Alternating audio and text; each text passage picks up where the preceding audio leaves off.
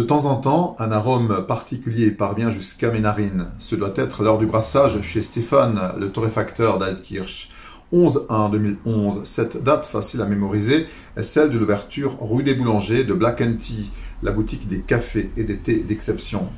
Stéphane Flotta est torréfacteur artisanal. Depuis 10 ans, il sublime la fin de nos repas, comme nos instants de détente avec ses cafés. Lui aussi a dû s'organiser pendant les 2 mois du confinement. Heureusement, commerçant alimentaire, il a pu rester ouvert après la mi-mars. Un jour de battement seulement pour lui. Et pour redémarrer, car m'a confié Stéphane, il avait senti le vent se lever. Il avait donc prévu les stocks. Je l'ai retrouvé ce matin dans sa boutique de la rue du Château qu'il a créée en remplacement de l'affaire originelle, voilà quelques années. Ici, à côté de l'hôtel de ville, plus de visibilité, plus de passages et des facilités de stationnement. C'est l'ancienne boulangerie Infanti. Je suis impressionné par la longueur du bâtiment, plus de 30 mètres entre l'entrée de la boutique et le grégoire à l'autre bout, avec vue sur les toits de la ville. À mi-chemin du long couloir, l'accueil où officie Thomas, le fidèle vendeur. Avec les nouvelles règles sanitaires, il a fallu fixer la présence d'un client à la fois dans l'espace de vente. Stéphane s'affaire à la machine à café, celui qu'on dégustait avant le confinement, en refaisant le monde avec le patron. Ce qui a changé depuis le 17 mars.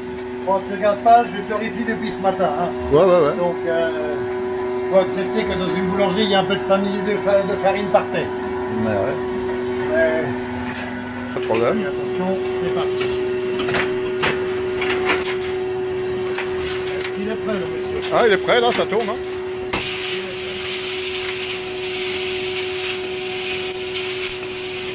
Ah, c'est top, hein. Qu'est-ce que tu veux plus dans la vie? Ouais.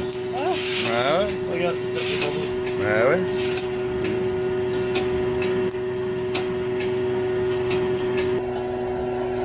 Là, je viens de faire tomber mon café pour le brassage, ce qui permet tout simplement de le dépilliculer, de le refroidir, et d'ici 5-6 heures, il va commencer à dégazer, et c'est à ce moment-là qu'il va sentir aussi bon. Voilà. Tout. Plus grand monde en boutique, de la livraison à domicile à gogo, et puis il a fallu s'adapter. Voilà, c'est aussi simple que ça. On a pris les commandes par téléphone, on a livré, on a fait tourner, on a fait beaucoup de communication via Facebook, via les réseaux sociaux, et c'est ce qui nous a permis de maintenir la clientèle et le contact, et puis de continuer à faire vivre l'entreprise surtout. La consommation est restée identique. Les paniers sont juste plus importants, ils ont été assez sympathiques pour faire des paniers un peu plus conséquents, de sorte à ce que je n'ai pas à y aller chez chacun de mes clients toutes les semaines. Ils prenaient un peu plus, mais bon, de l'aveu même de mes clients, c'est surtout l'apéro qui a pris de l'importance. Moi j'ai retenu beaucoup de choses. Est-ce que les clients sont prêts au changement? Je ne sais pas. Voilà, beaucoup de gens nous ont découvert. J'ai découvert beaucoup de clients. Maintenant, est-ce qu'ils nous sont fidèles? Ou est-ce qu'ils retourneront vers la grande distribution? Je ne sais pas. Comme tout le monde, gestes barrières, désinfection, port du masque, gel hydroalcoolique dans tous les coins. La boutique n'étant pas large, on accueillera, comme pendant le confinement, on n'accueille qu'une personne à la fois dans la boutique. Et puis voilà, ça va bien se passer. Pour rester en vie, Stéphane a donc continué de travailler et étendu son activité au click and collect et à la livraison. Il est allé jusqu'à parcourir 600 km dans le Sungo en une seule journée. On l'a vu aussi dans l'agglomération mulhousienne. Il fait ses comptes, peut-être 600 livraisons en 50 jours.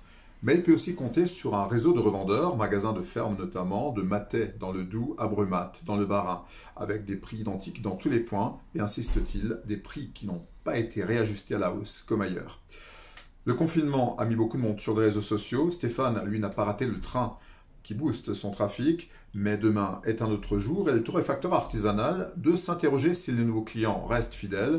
Ce matin, en tout cas, on a revu Manon, qui apprécie beaucoup la maison. Ça fait de nombreuses années que je travaille sur le secteur, et puis j'apprécie particulièrement tout ce qui a été tisane, et puis je viens de temps en temps, et puis je sais qu'ils sont toujours de bons conseils, quoi. Je pensais qu'ils étaient fermés, je leur ai écrit sur Messenger, ils ont été très réactifs, et puis d'où mon passage ce matin. Faut pas les faire se déplacer. Alors, je viens soit pour moi, ou puis de goûter de temps en temps certains thés qui conseille, mais sinon je viens aussi pour des cadeaux. Voilà, c'est le cas d'aujourd'hui. Ah, c'est toujours très très agréable et je trouve la déco, elle est aussi sympa avec les petites barriques qu'on voit là. C'est sympa.